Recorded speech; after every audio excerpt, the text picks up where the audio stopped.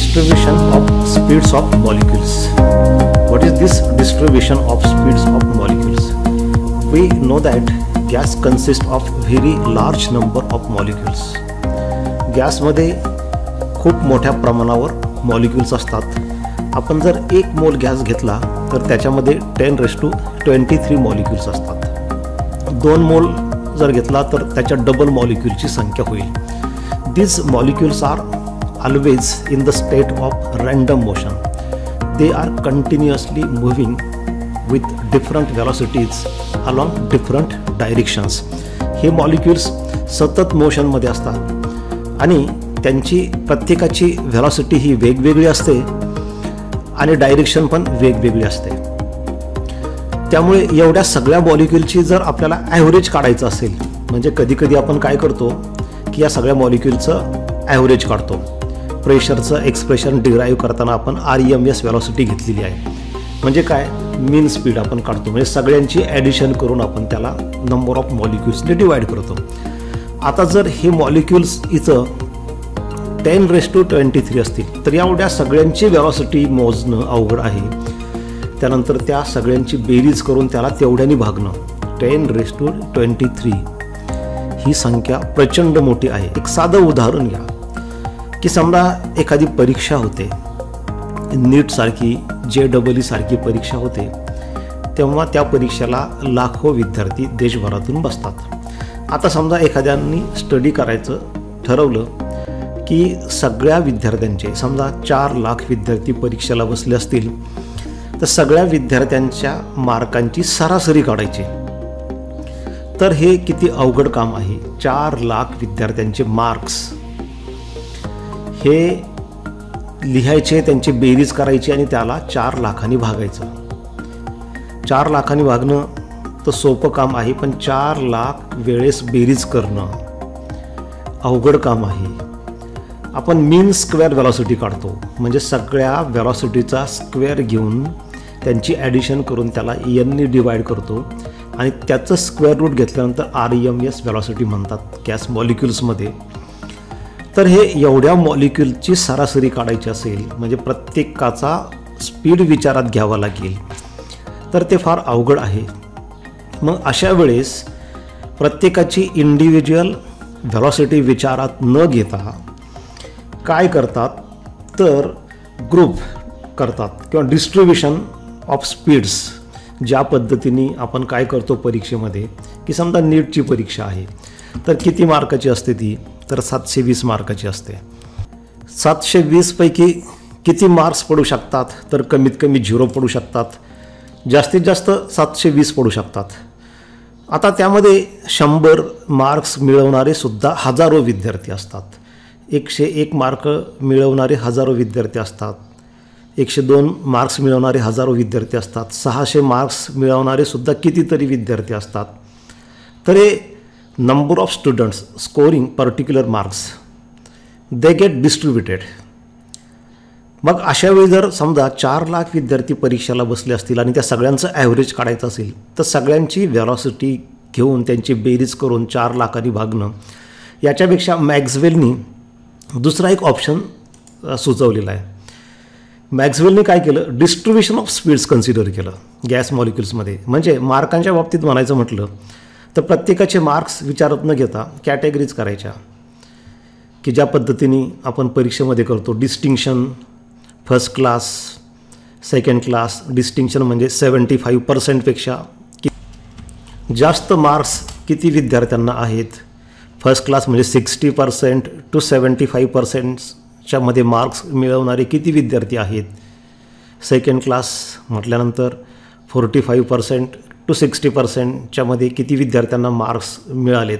अशा पद्धतीने आपल्याला स्टडी करता येईल. किंवा टक्केवारीमध्ये म्हणायचं म्हटलं तर 90%पेक्षा जास्त मार्क्स मिळवणारे किती विद्यार्थी, 80 ते 90%च्या मध्ये मार्क्स मिळवणारे किती विद्यार्थी.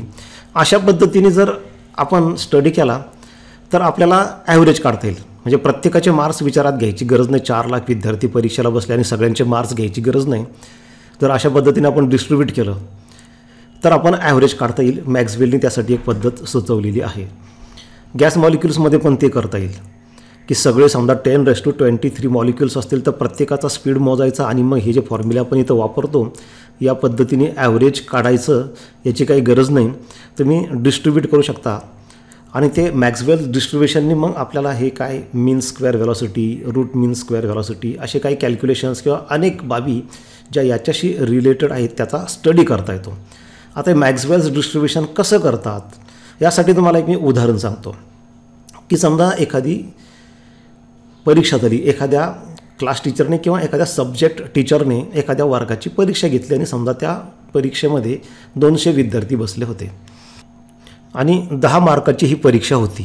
अशा पद्धतीने आता 200 विद्यार्थी आहेत, 10 मार्क्सची टेस्ट आहे, तर मार्क्स किती स्कोअर करू शकतात विद्यार्थी? मिनिमम 0 आणि मॅक्झिमम 10. 10पेक्षा जास्त मार्क्स मिळणार नाहीत कारण परीक्षाच ही 10 मार्काची आहे आणि 0पेक्षा कमी कोणाला मिळणार नाही. निगेटिव्ह मार्किंग सिस्टीम आहे असं आपण समजू. तर काही विद्यार्थ्यांना 0 मार्क्स मिळतील, काहींना जास्तीत जास्त 10 मिळतील, काहींना 5, 4. तर आपण एक या ठिकाणी टेबल बघू की कशा पद्धतीने एक मार्क्स मिळाले. समजा एक अंदाजे आपण असा एक टेबल कन्सिडर करू की विद्यार्थ्यांना अशा पद्धतीने मार्क्स मिळालेले आहे. ते मार्क्स आणि ते नंबर ऑफ स्टुडंट्स त्याचं डिस्ट्रीब्युशन अशा पद्धतीने झालेलं आहे. तर पहा 0 मार्क्स, 0 नंबर ऑफ स्टुडंट्स म्हणजे 200पैकी एकाही विद्यार्थ्याला 0 मार्क्स पडलेले नाही. आता 1 मार्क मिळवणारे 3 विद्यार्थी आहेत म्हणजे 200पैकी 3 मुलांना 1 मार्क पडला. 2 मार्क्स स्कोअर करणारे 8 स्टुडंट्स आहेत म्हणजे 200पैकी 8 विद्यार्थी असे आहेत की त्यांना 2 मार्क्स मिळालेले आहेत 10पैकी. 12 विद्यार्थ्यांना 3 मार्क्स मिळालेत 200पैकी. 40 विद्यार्थी असे आहेत की त्यांना 4 मार्क्स मिळालेत. 42 विद्यार्थ्यांना 5 मार्क्स मिळालेत आणि 44 विद्यार्थी असे आहेत की त्यांना 6 मार्क मिळालेत. आणि परत 38 विद्यार्थ्यांना 7 मार्क्स मिळाले, 11 विद्यार्थ्यांना 8, 2 विद्यार्थ्यांना 9 आणि 0 number of students score 10 marks. म्हणजे याचा अर्थ 10पैकी 10 मार्क्स मिळवणारा एकही विद्यार्थी नाही. जास्तीत जास्त किती मिळाले? 9 मार्क मिळाले. तर आता याच्यामध्ये जर पहा तुम्ही जर बघितलं आपण तर सर्वाधिक मार्क्स 9 फक्त 2 विद्यार्थ्यांना मिळालेले आहेत, परंतु 6 मार्क्स मिळवणाऱ्या विद्यार्थ्यांचं प्रमाण 44 आहेत. म्हणजे जास्तीत जास्त विद्यार्थी असे आहेत की त्यांना 6 मार्क्स मिळालेले आहेत. तरी मार्क्स अशा पद्धतीने डिस्ट्रीब्यूट झालेले आहेत. आता एक ग्राफिकली आपण असं दाखवू शकतो. एक्स ॲक्सिसवरती आपण काय करणार तर आपण एक्स ॲक्सिसवरती मार्क्स दाखवणार. म्हणजे समजा हा एक्स ॲक्सिस आहे त्याच्यावरती आपण मार्क्स दाखवणार. मार्क्स कमीत कमी किती? 0 आहे आणि जास्तीत जास्त किती? 10 आहे. कमीत कमी 0 आणि जास्तीत जास्त 10. आणि वाय ॲक्सिसवरती आपण नंबर ऑफ स्टुडंट्स दाखवणार, नंबर ऑफ स्टुडंट्स. तर या ठिकाणी आपण काही फिगर्स दाखवू इथं अशा पद्धतीने. आणि एक्स ॲक्सिसवर सुद्धा आपण मार्क्स समजा इथं 10 विद्यार्थी, 20, 30, 40 आणि 50. म्हणजे 10पेक्षा खाली एक तुम्ही अजून लाईन गेला तर 9, 8, 7, 6, 5, 4, 3, 2, 1 आणि 0 इथं 0 होईल. तसं 10च्या वर 11, 12, 13, 14 असं 20पर्यंत असं 50पर्यंत घेतलं आपण. कारण याच्यामध्ये 50च्या वर नंबर ऑफ स्टुडंट्स नाही आहे. टोटल या सगळ्यांची बेरीज केली तर तुम्ही 200 तुम्हाला ती मिळते इथं एवढी. बघा तुम्ही टोटल करून बघू शकता. परंतु कोणत्याही ग्रुपमध्ये 50पेक्षा जास्त विद्यार्थी नाही, त्यामुळं आपण इथं 50पर्यंतच घेतलेलं आहे. मॅक्झिमम 44 स्टुडंट्स आहेत ज्यांनी 6 मार्क्स स्कोअर केलेले आहेत. एक्स ॲक्सिसवरती आपण हे मार्क्स दाखवू. त्यासाठी ह्या लाईन्स आपण जसं आपण ग्राफ काढताना स्केल्स घेतो त्या पद्धतीने आपण इथं ह्या स्केल घेतलेली आहे. आणि हे समजा 1 सेंटीमीटर, 1 सेंटीमीटरला आपण 1चं प्रमाण इथं घेऊ. म्हणजे इथं समजा 0 येईल, इथं 1, 2, 3, 4 अशा पद्धतीने जास्तीत जास्त 10 मार्क्स, 10पेक्षा जास्त कोणाला मिळणार नाहीत. तर आता ग्राफ जर आपण काढला इथं समजा आपण 0 मार्क्स मिळवणारे 0 स्टुडंट्स आहेत तर तो पॉईंट इथं येईल. नंतर हा 1 मार्क मिळवणारे किती विद्यार्थी आहेत? 3, तर तो असा कुठंतरी थोडासा वर येईल. 2 मार्क मिळवणारे किती विद्यार्थी आहेत? 8, तर तो अजून थोडासा वर येईल. आणि हे सगळे पॉईंट्स देऊन आपण जर जोडले तर तो ग्राफ काहीसा अशा पद्धतीने येतो. This graph represents distribution of marks of number of students. याच्यामध्ये हे पीक व्हॅल्यू म्हणजे जास्तीत जास्त किती मार्क्स पडलेले आहेत आणि किती विद्यार्थ्यांना पडलेले आहेत. तर आपण बघू शकता की जास्तीत जास्त किती मार्क्स या ठिकाणी पडलेले आहेत, म्हणजे जास्तीत जास्त विद्यार्थ्यांना मार्क्स जे आहेत 6 पडलेले आहेत. तर 6 मार्क्स पडणारे विद्यार्थी जास्तीत जास्त आहेत या ठिकाणी. किती आहेत? 44 आहे. म्हणजे तिथं आपल्याला पीक दिसतो. या ठिकाणी पीक दिसतो आपल्याला. याचा अर्थ 6 मार्क्स. 6 हे काही जास्तीत जास्त मार्क्स नाही, 6पेक्षा जास्त आहेत, 9पर्यंत आहेत. पण 6 मार्क घेणारे विद्यार्थ्यांची संख्या जास्त आहेत. ती संख्या इथं आलेली आहे. 5 मार्क घेणारे विद्यार्थ्यांची संख्या थोडी कमी आहे म्हणून तो ग्राफ थोडा कमी आला. 4 मार्क्स घेणारे अजून कमी म्हणून तो कमी आलेला आहे. तर हा पीक इथं का मिळालेला आहे? तर 6 मार्कला तो पीक मिळालेला आहे कारण 6 मार्क्स घेणाऱ्या विद्यार्थ्यांची संख्या जास्त आहे. या ॲक्सिसवरती आपण नंबर ऑफ स्टुडंट्स दाखवलेले आहेत. तर 6 मार्क्स घेणाऱ्या विद्यार्थ्यांची संख्या सर्वाधिक आहे म्हणून तिथं तो पीक मिळालेला आहे. आणि जसं जसं 6पेक्षा आपण कमी कमी जातो, बघा तुम्ही 5, 4, 3, 2 तशी विद्यार्थी संख्या पण कमी होत जाते. 6च्या वर गेलं तरी कमी होत जाते. त्यामुळे दोन्ही बाजूला हा ग्राफ असा खाली आलेला आहे. आता समजा 5 ते 6च्या दरम्यान मार्क्स मिळवणारे विद्यार्थी किती आहेत ते जर आपल्याला काढायचं असेल तर आपण ग्राफवरून कसं काढू शकतो? तुम्ही म्हणाल 5 आणि 6, तर या दोघांची बेरीज केली की 5 आणि 6च्या दरम्यान मार्क्स मिळवणाऱ्या विद्यार्थ्यांची संख्या आपल्याला कळते. इथं मार्कांच्या बाबतीत हे सोपं आहे, पण गॅस मॉलिक्युल्समध्ये तेवढं सोपं नाही आहे. म्हणून इथल्यापेक्षा गॅस मॉलिक्युल्समध्ये हे डिस्ट्रीब्युशन ऑफ मॉलिक्युल्स ही जी पद्धत आहे ती जास्त फायदेशीर आहे. समजा याच ठिकाणी जर हे मार्क्स असे पॉईंटमध्ये पण घेतले असते आपण 5.1, 5.2, 5.3, 5.4, 5.9, 6पर्यंत असे घेतले असते आपण, तर मग ह्या दोघांची बेरीज करून चाललं नसतं. मग ते ग्राफवरून काढता येतं. समजा मार्क्स पॉईंटमध्ये सुद्धा आहेत आणि 5 आणि 6च्या मध्ये मार्क्स मिळवणारे सुद्धा बरेच विद्यार्थी आहे, 5.1, 5.2. मग ते कसं काढायचं? तर ग्राफवर काय करायचं बघा, इथं 5 मार्क्स मिळवणारे विद्यार्थी ह्या ग्राफवरून 5वर परपेंडिक्युलर टाकायचा. नंतर 6 मार्क्स मिळवणारे विद्यार्थी किती आहेत? तर ह्या ग्राफवरून 6वरती परपेंडिक्युलर टाकायचा. ह्या 2 लाईन्स आपल्याला मिळतील. मग त्यानंतर काय करायचं? 5वरून ह्या वाय ॲक्सिसवर परपेंडिक्युलर टाकायचा. म्हणजे इथं आपल्याला जी संख्या मिळेल ती असेल 5 मार्क्स मिळवणाऱ्या विद्यार्थ्यांची संख्या. आणि त्याच पद्धतीने इथून तुम्ही परपेंडिक्युलर टाकला वाय ॲक्सिसवर दुसऱ्या पॉईंटपासून, तर तिथं आपल्याला मिळेल 6 मार्क्स मिळवणाऱ्या विद्यार्थ्यांची संख्या. आता 5 आणि 6च्या मध्ये टोटल किती विद्यार्थी असतील त्यांची संख्या काढायची असेल तर काय करायचं? तर हा जो एरिया आपल्याला मिळतो इथं ह्या 2 रेड लाईनच्या मध्ये आणि हा ब्ल्यू कर्व आणि हा एक्स ॲक्सिस, तर हा जो एरिया आपल्याला मिळतो हा एरिया काढला तुम्ही प्रॉपर स्केल्स एक्स ॲक्सिसवर वाय ॲक्सिसवर काय व्हॅल्यूज घेतल्यात ते विचारात घेऊन हा एरिया जर काढला तर हा एरिया देतो आपल्याला number of students scoring marks between 5 and 6. हा एरिया आपल्याला किती विद्यार्थ्यांनी 5 आणि 6च्या दरम्यान मार्क्स मिळवलेले आहेत ती संख्या देतो. इथं कमी विद्यार्थी घेतले, पण जेव्हा लाखो विद्यार्थी परीक्षेला बसलेले असतात तेव्हा त्याच्यामध्ये 5 आणि 6 किंवा 5 आणि 6 जाऊ द्या, समजा 720 मार्काची परीक्षा आहे. तर समजा हे 5च्या जागी आपण घेतलं 300 आणि 6च्या जागी घेतलं आपण 302. तर 300 आणि 302च्या मध्ये मार्क्स मिळवणारे सुद्धा हजारो विद्यार्थी असतात. मग ते मोजत बसायची गरज नाही. तुम्ही जर अशा पद्धतीचा ग्राफ तिथं काढला तुम्ही त्या 4 लाख 5 लाख विद्यार्थ्यांसाठी समजा, तर त्याच्यावरून तुम्हाला हा एरिया जर तुम्ही काढला तर तुम्हाला त्या 300 आणि 302च्या मध्ये मार्क्स मिळवणाऱ्या विद्यार्थ्यांची संख्या मिळते.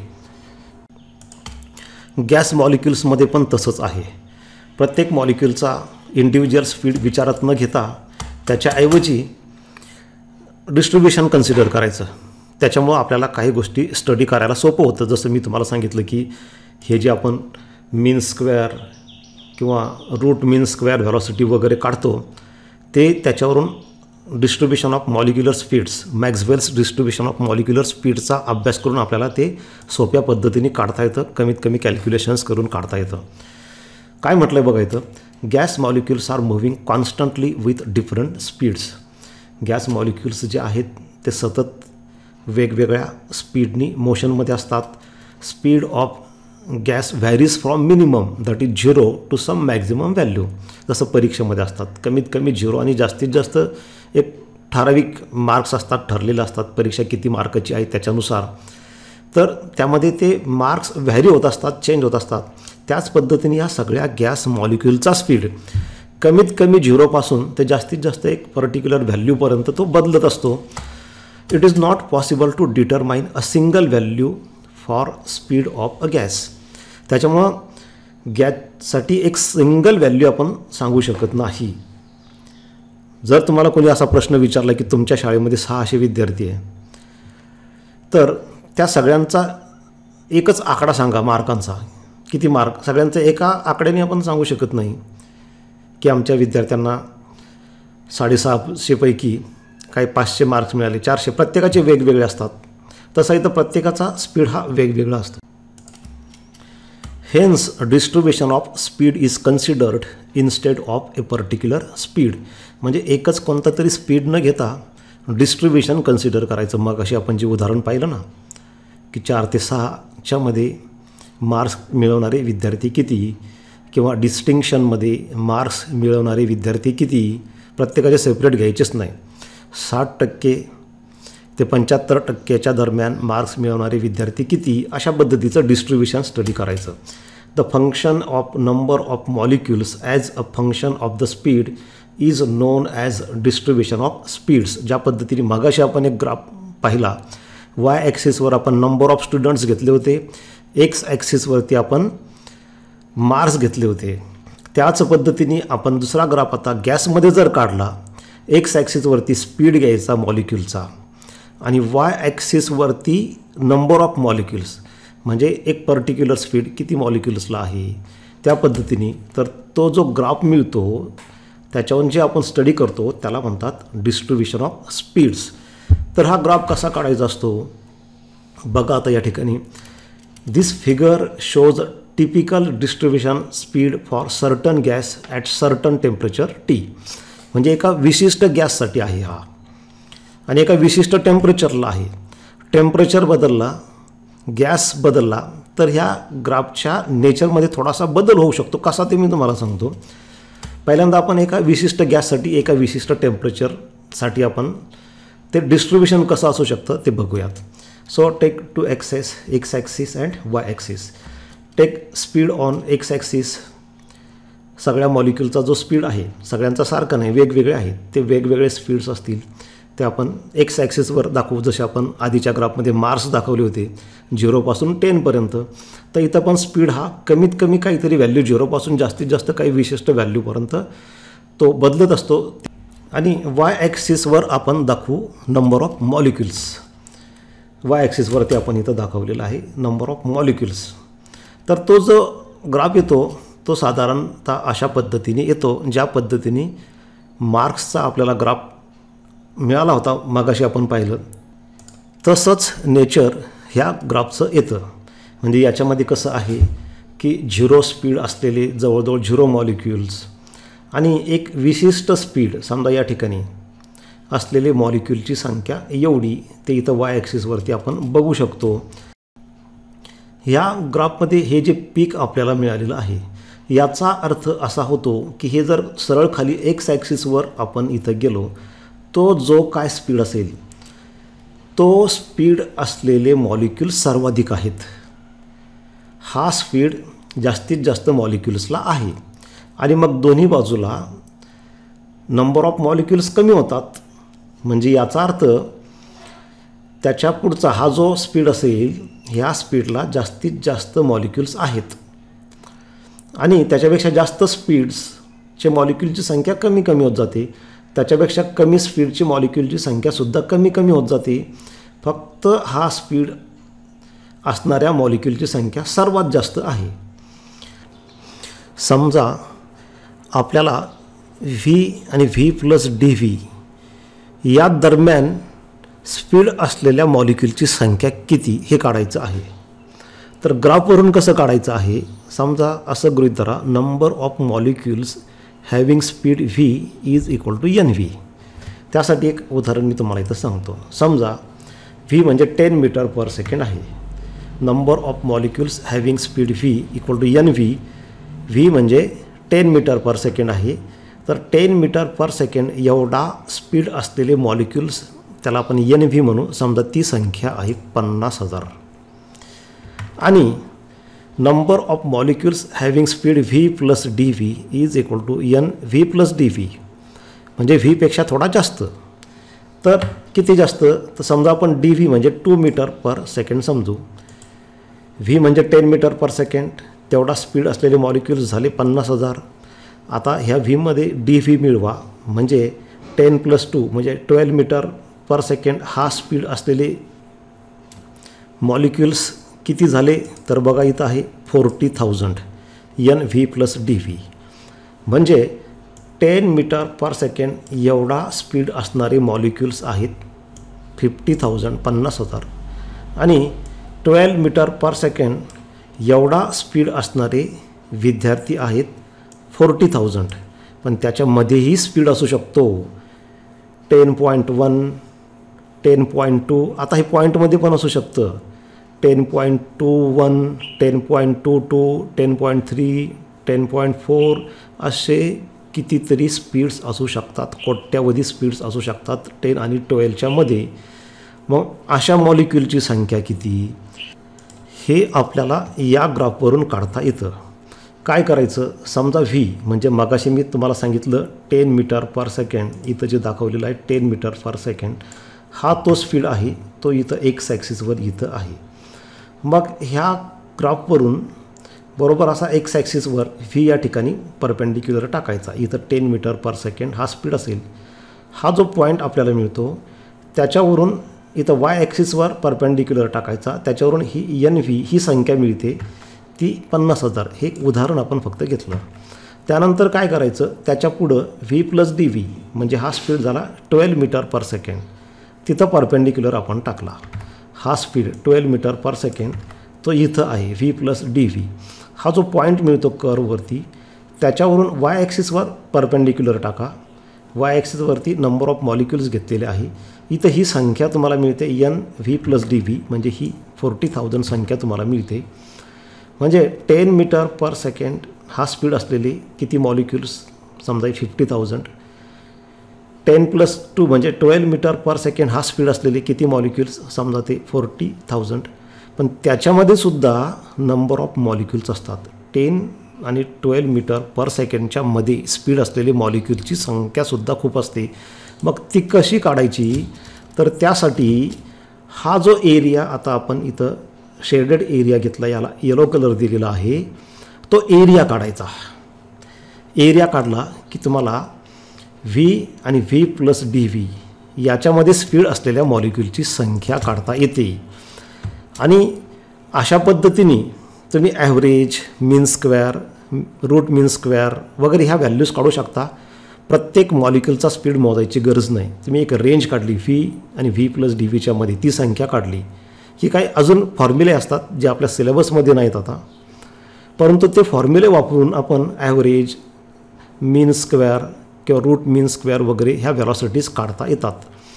Here the shaded area n v d v, n v into d v, म्हणजे एन व्ही म्हणजे काय, ही वरची व्हॅल्यू, आणि डी व्ही म्हणजे काय, हा फरक. म्हणजे एरिया काढण्याचा फॉर्म्युला काय थोडक्यात, लेंथ इंटू ब्रेड्थ.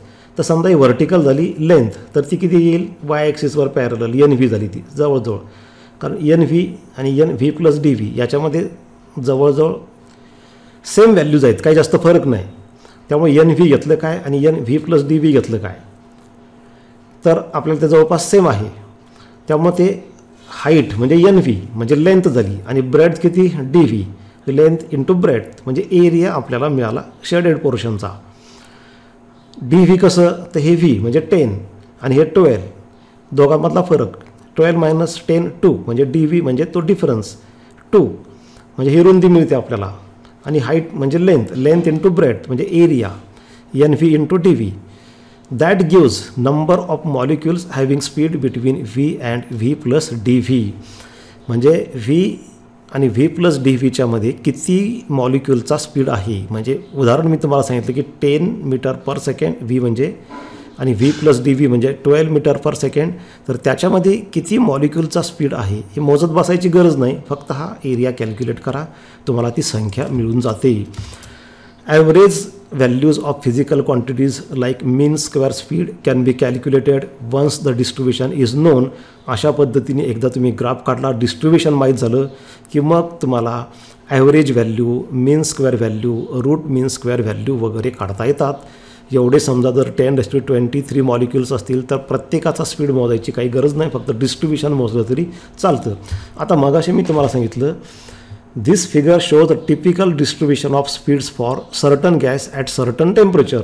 म्हणजे समजा हे हायड्रोजन असेल, हायड्रोजनसाठी आणि 300 केल्विनसाठी हा ग्राफ आला, तर हायड्रोजनसाठीच समजा 400 केल्विनसाठी घेतला तर कदाचित हे पीक राईटला इकडं सरकेल, इकडं शिफ्ट होईल, किंवा कमी टेम्परेचरला घेतलं तर लेफ्टला शिफ्ट होईल. तसंच हायड्रोजनच्या जागी ऑक्सिजन, नायट्रोजन, कार्बन डायऑक्साईड तुम्ही घेतले तर हे पीक लेफ्ट राईट इकडं तिकडे येऊ शकतं, किंवा खाली येऊ शकतं थोडंसं, किंवा वर जाऊ शकतं. हायड्रोजनमध्ये REMS speed oxygen, nitrogen, carbon डायऑक्साईडच्या तुलनेत जास्त असतो, त्यामुळे त्याची हाईट जास्त येऊ शकते, ऑक्सिजनची कमी येऊ शकते. म्हणजे नेचर म्हणजे अशासारखंच राहील, ते नेचर जवळपास सेम राहील, फक्त हे जे पीक मॅक्झिमम किती लेफ्ट राईटला कसं सरकेल ते नेचरवर आणि त्या टेम्परेचरवर डिपेंड आहे. थँक्यू.